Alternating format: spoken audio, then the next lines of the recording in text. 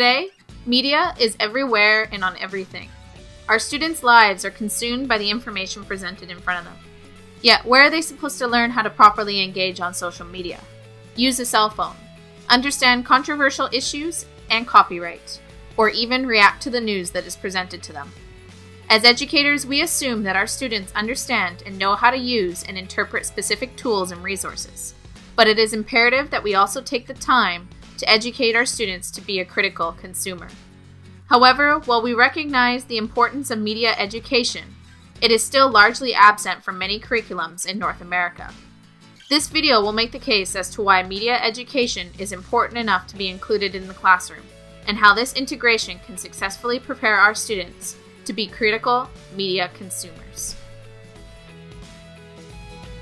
Today, there are several factors that contribute to media: visual images, audio, and written text. As a result of this combination, media education aims to develop competence in a variety of mediums. As defined by David Buckingham, this competence is described as a form of literacy. Through lessons and active participation, students will be able to develop critical understanding and acquire skills and knowledge that will make them media literate. Through media education, students are not just consumers of media, but are also enabled to become producers. By teaching students about media, and not just through or with media, educators can develop both critical and creative abilities. From media education, students will not only gain autonomy, freedom, and empowerment, but a variety of other skills and knowledge. Learning to analyze news and advertising and understanding media ownership all allow for important life skills that help shape our students as citizens and contributors to society.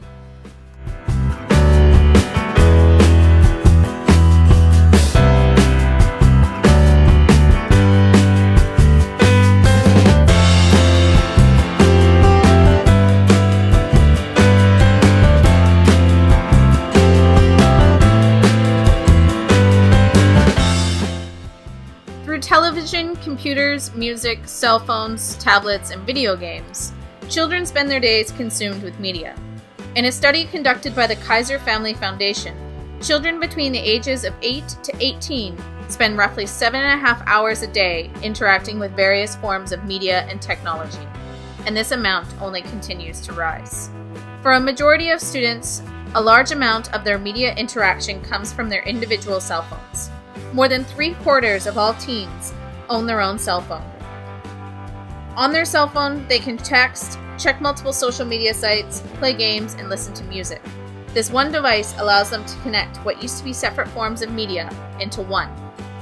Yet, by teaching students how media is created and constructed, it provides a sense of knowledge and responsibility that will empower them when forming their own opinions.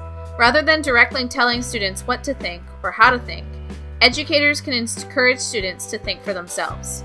Media education is not a form of protection, but rather preparation. Any dangers associated with media can be curtailed with proper training in media analysis. After all, we are not rescuing our students from media, we are empowering them. In order to ensure student engagement and motivation while looking through a variety of technology and issues in media, there are a variety of factors that need to be considered in order to ensure that learning is relevant and meaningful.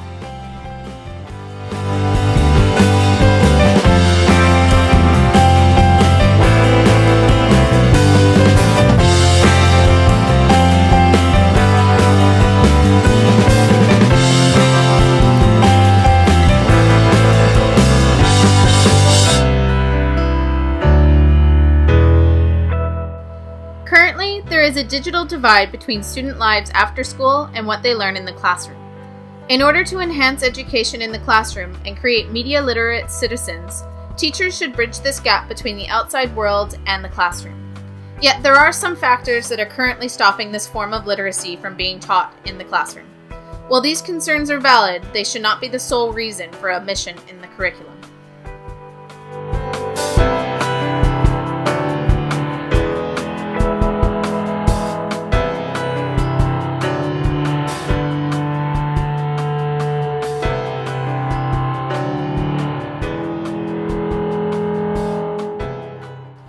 Integrating media education into the classroom can feel like an overwhelming task. Yet there are plenty of resources available for teachers, students, and parents in order to ensure media education is implemented into the classroom and students can become media literate. It is important as educators to remember we are not alone in this task and that our students are a valuable asset and tool in order to assist in their own inquiry.